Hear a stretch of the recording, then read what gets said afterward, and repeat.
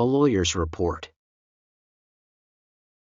Suddenly, do you have any interest in events that have occurred on the other side of the earth? Me? I might not usually be very interested, though. It might seem odd for someone like me to ask for this. But please, I'm asking. There are people on the other side of the earth who need your help. This video contains expressions that may potentially be harmful to minors, including violence and abusive language. We kindly ask you to view appropriately in accordance with local laws and regulations.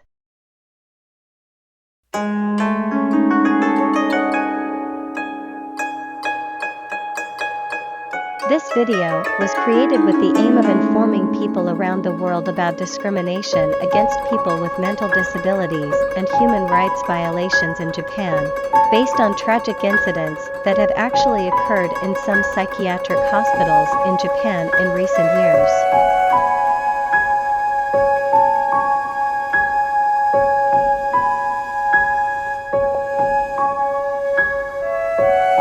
The creator of the video is a Japanese lawyer who was directly involved in these incidents.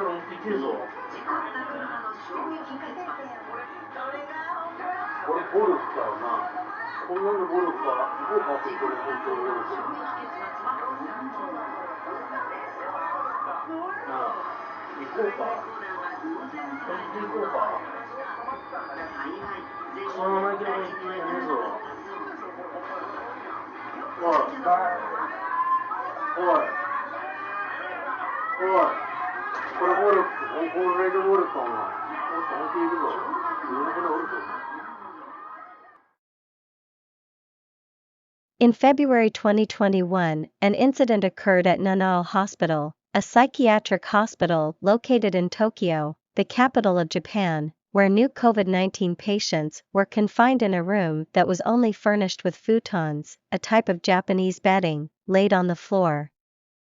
The room lacked a nurse call system and only had one portable toilet in the center.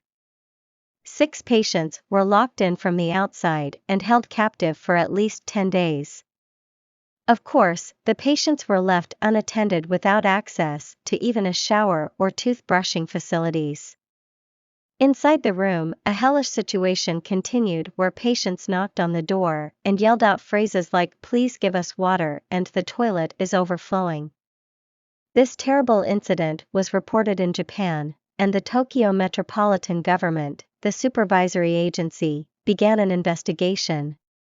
However, despite having grasped the reality of the situation, the Tokyo Metropolitan Government has not made the incident public, sought victim relief from Nanal Hospital, or clarified responsibility for the incident, leaving the matter vague until today. Amid the continued vagueness and negligence around the accountability of the Nanal Hospital incident, on February 15, 2023, a police investigation was conducted at Takayama Hospital, located in Hachioji City, Tokyo, due to allegations of assault on inpatient by multiple hospital staff.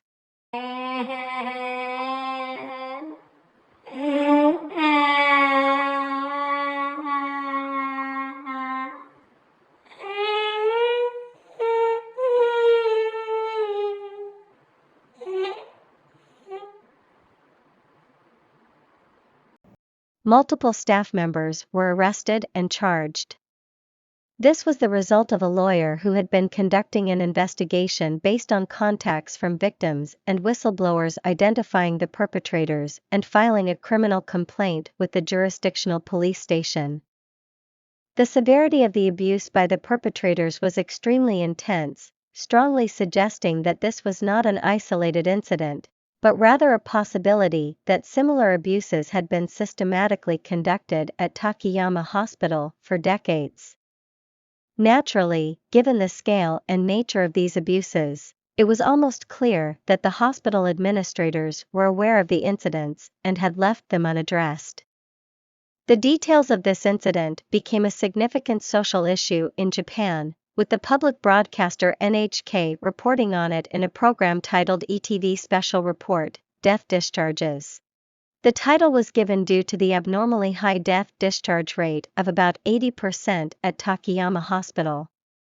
The average death discharge rate in psychiatric hospitals is about 3%. Once you are admitted to Takayama Hospital, it means that only 1 out of 5 people can come out alive.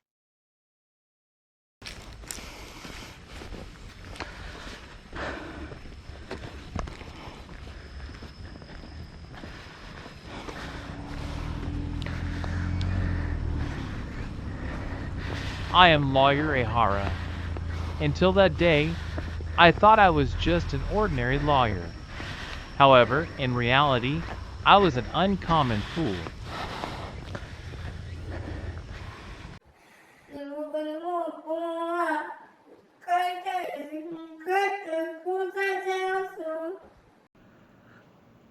また殴られたりしそうですかね。夜は縛られたりしてないですか。たまにベッドに縛られちゃう。ベッドに縛られた。というのは男性ですか、女性ですか。もうこれとも言ったよ。わかりません。だって言われて。私は弁護士なので他の人に絶対言ったりしないので大丈夫ですよ。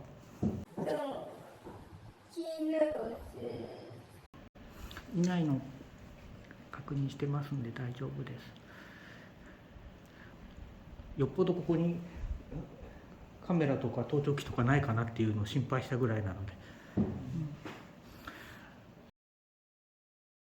He was the 5th person I went to visit after receiving pleas for help from patients hospitalized at Takayama Hospital.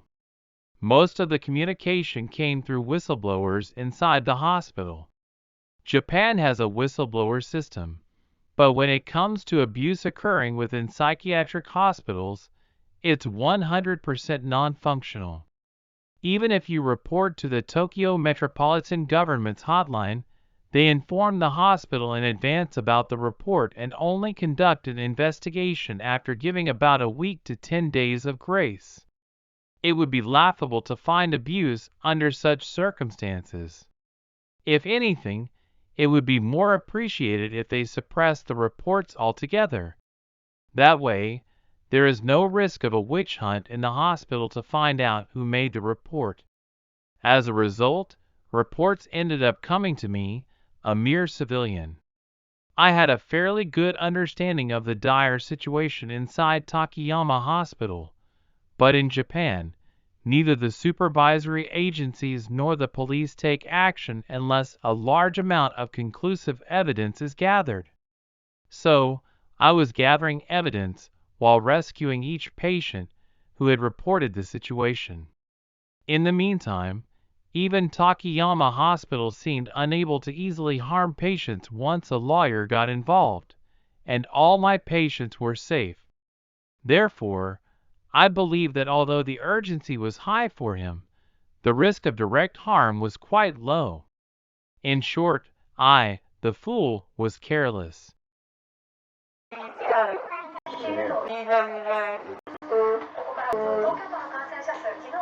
泣くなよ。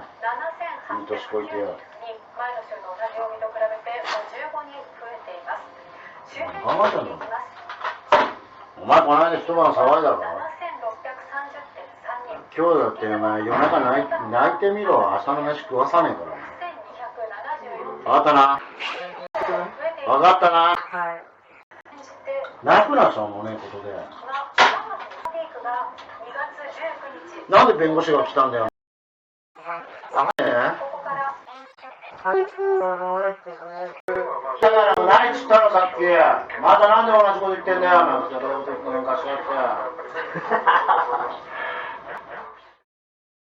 3 weeks after our initial meeting, while I was looking for a safe residence for him who required dialysis, I received a fax from the lawyer representing Takayama Hospital. The fax read, "As you may know, your client passed away 2 days ago."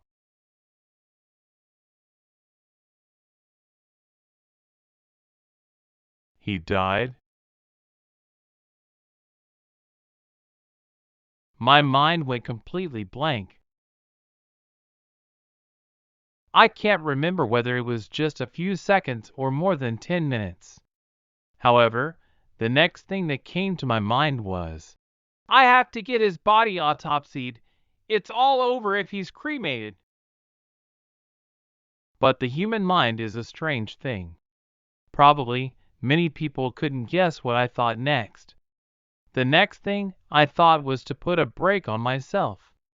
Don't do anything, let's stop. It's pointless. Somehow I feel like it will complicate the problem. Phew, let's calm down. These voices echoed one after another in my head. Unbelievable as it may seem, in fact, I even once brewed a coffee and tried to open documents for a completely different job. Fortunately or unfortunately, I had a bit of knowledge in psychology. Perhaps it's what's called a normalcy bias. What I felt was a kind of defensive mechanism to protect one's own mind when faced with an overly abnormal situation, and I thought it was a strong illusion. I also knew what I had to do at such a time. I had a conflict, but I followed my knowledge. What I had to do was not to listen to the voices echoing in my head, but to ignore them all. First go to the parking lot, then get into my car, start the engine, and then carefully step on the accelerator. It's rare that knowledge of psychology comes in so handy.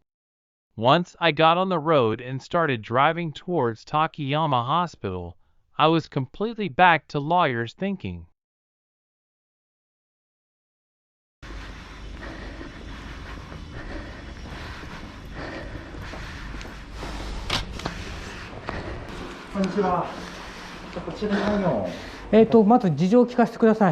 The man who introduced himself as the administrative director of Takayama Hospital said, "We don't have his body here, and I can't tell you where it is," as if it was a matter of course.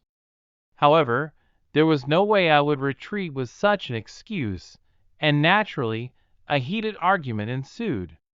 Eventually, I managed to find out the location of the funeral home to which his body had been sent. I immediately headed to the funeral home and, after obtaining permission, was allowed to take photographs of his body. I'm not a medical expert, but even to my untrained eye, it appeared that there were quite a few wounds and bruises here and there. I contacted the local Hakioji police station on the same day, and the following morning I went there with photographs of his body and some evidence of abuse in the hospital, requesting that his body be autopsied. Surprisingly, the officers at the station took my request seriously, and after various procedures, his body was autopsied. However, the results of the autopsy did not conclusively determine whether there was any criminality involved in his death. That would be expected. For example, if a broken rib had punctured a lung, the cause would be clear. But in his case, having kidney disease, he could be killed by merely being forced to drink a large amount of water. Although the police did not shirk their duties, they still could not grasp definitive evidence, and for the time being, the case was put on hold. From then on, no matter how many obstacles stood in the way, I prioritized moving quickly to rescue every single one of them.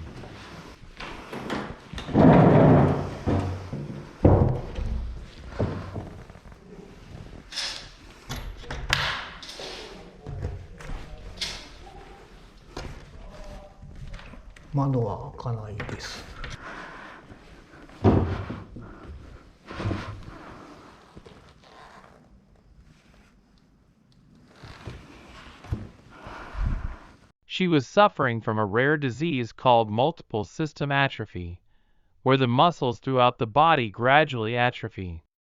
I couldn't understand why she was admitted to Takayama Hospital, a psychiatric institution. Of course, from her medical records, it was clear that no treatment or rehabilitation had been given for her rare disease for over 7 years. はじめまして、私弁護士の相原と申します。 Aside from her physical illness, she was perfectly healthy. It was clear who the real madmen were in this situation. However, such matters were irrelevant at the moment. I focused solely on the rescue of each individual. 瞬きをしていただけますか。私のお話は聞こえますか。もし聞こえたら瞬きをお願いできますか。はい、ありがとうございます。さんはご存知ですかね、ご友人の。うなずく形でも大丈夫ですので。その時間がすごくかかってしまったんですけれども、鎌木さんがなんとかその弁護士を見つけて、さんが他の病院に移りたい、なんとかしてほしいって言ってるので会いに行ってほしいっていう、そういうご連絡をいただけました。それを受けて今日参りました。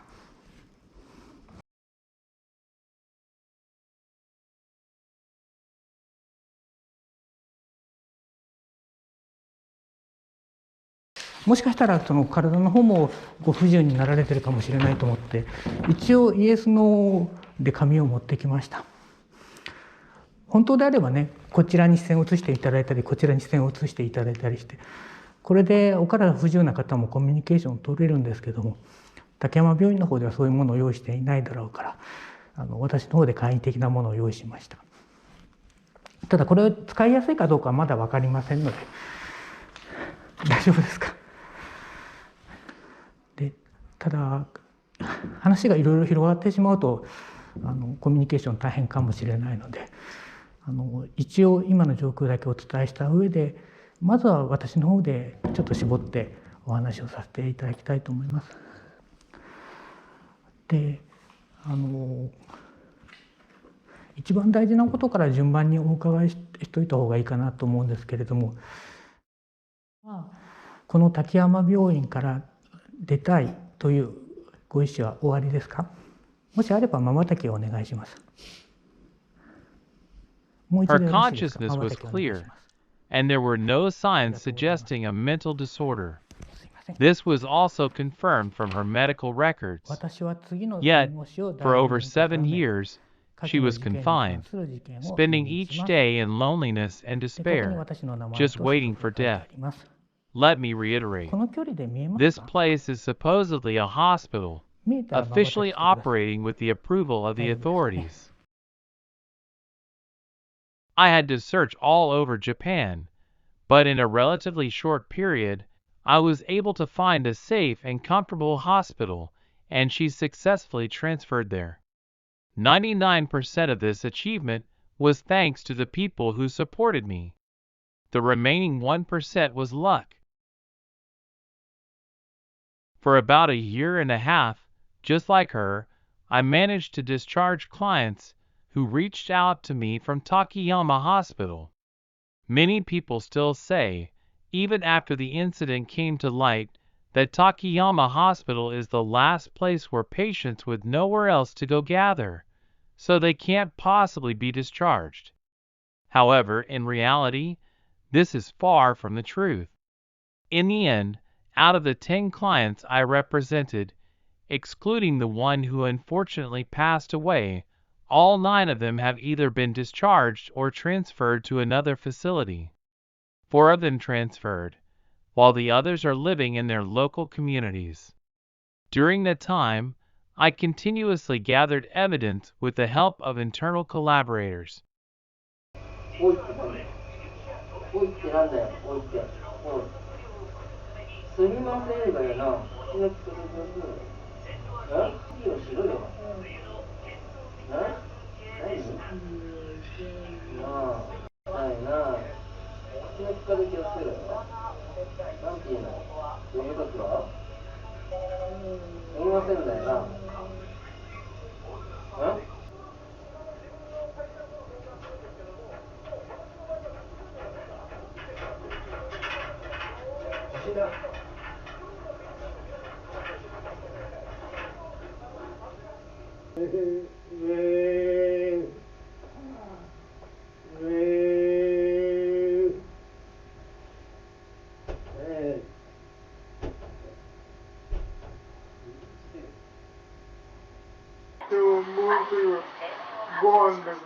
まだいいよ、ご飯の時に起こすから。大丈夫だよ。ご飯まで静かにしてるで。はい。中にいる。はい。近くには黙ってる。はい。うるさいから飯食べるなって言ってんだろ。大丈夫っす。うまいっす。食べるなって言ってんだろ。黙ってろもん、飯車で。誰が喋っていいって言ったの？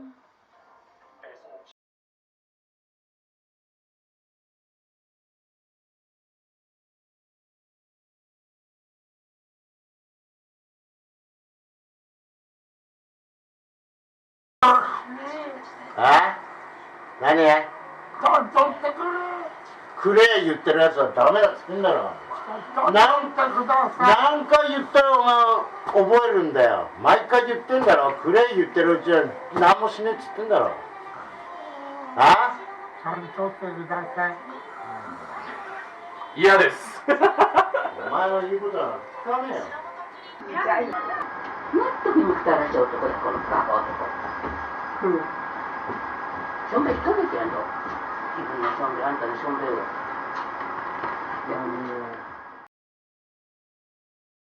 Around the end of 2022, the lawyer visited the Hokkyoji police station again with this evidence, initiating a formal complaint. Approximately 2.5 months later, on February 15, 2023, a compulsory investigation began. It's likely that the police and the Tokyo Metropolitan Government had been communicating covertly, as on that very day, an on-site inspection by the Tokyo Metropolitan Government also commenced. Subsequently, a media frenzy ignited, with various news agencies vying for coverage. I'd like to touch upon a bit of the background. About 20 years ago, at a psychiatric hospital called Asakura Hospital located in Saitama Prefecture, an abuse scandal similar to this one unfolded. Back then, it also became a significant social issue, leading to a media frenzy that went on for days. In that case, various shocking events were revealed, such as a surgery-obsessed hospital director performing sudden surgeries in ill-equipped rooms, dangerous excessive medical treatments, and fraudulent medical billing. The director lost his license to practice, and Asakura Hospital was eventually shut down. The director of that hospital, Dr. Shigeyoshi Asakura, is now the head of Takayama Hospital. Takayama Hospital is operated by the same Asakura family. He managed to get redesignated as an insured medical practitioner, like a zombie coming back to life, and resumed his practices at Takayama Hospital. Given this backdrop, the public was infuriated, thinking, how on earth did we overlook the exact same thing happening again? The media coverage concerning the Takayama Hospital incident became increasingly intense as a result. Given the circumstances, it's strongly suspected that this might be an unprecedented large-scale abuse case, potentially involving dozens, if not over 100 victims and perpetrators alike. The various illegal activities also seem to bear similarities to the Asakura Hospital incident. When the Takayama Hospital incident began to be reported, both the Minister of Health, Labor and Welfare and the Governor of Tokyo made statements. While neither specifically named Takayama Hospital, they both declared that if any cases of abuse or other inappropriate actions were confirmed, they would deal with them strictly. As previously mentioned, an improvement order was issued by the Tokyo Metropolitan Government subsequently. However, despite all the public uproar, nothing truly changed. Mr. Manabu Yamazaki, the president of the Public Interest Incorporated Association of Japanese Psychiatric Hospitals, to which about 90% of Japan's psychiatric hospitals belong, defended Takayama Hospital through the association's journal. He released a statement strongly condemning the evidence collection by lawyer Aihara and the various interviews conducted by NHK for their ETV feature, accusing them of repeated invasions of privacy like secret filming and eavesdropping. Later, in an interview with the Tokyo Shimbun, when asked about the fact that patients with severe mental disorders might be happiest living their entire lives in psychiatric hospitals, he stated, "It's none of their business. I don't think the UN is such a significant institution, despite receiving multiple criticisms from the UN for such conditions." Moreover, Mr. Junichi Hirakawa, who serves as the vice president of the same association and is also the president of the Tokyo Association of Psychiatric Hospitals, repeatedly criticized lawyer Aihara and NHK in various articles. In both cases, they personally visited Takayama Hospital accompanied by their legal counsel for inspection, and confirmed that there was no illegality in the evidence collection activities of the lawyer and NHK. Of course, the Japan Psychiatric Hospitals Association is one of the most influential lobbying groups in Japan.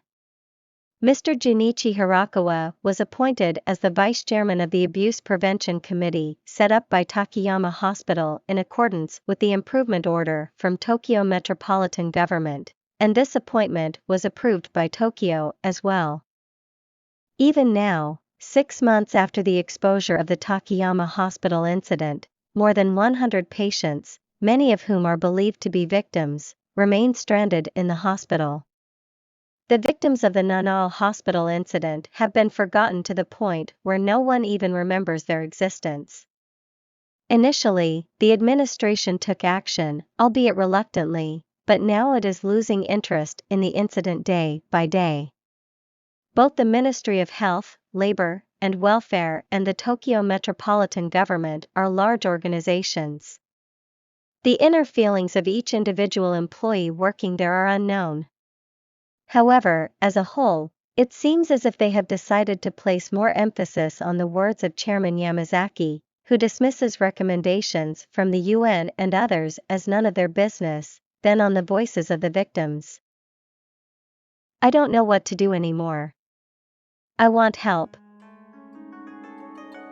I don't know what's best, but you can send a letter of protest to the Japanese government or Tokyo Metropolitan Government, or even to the United Nations.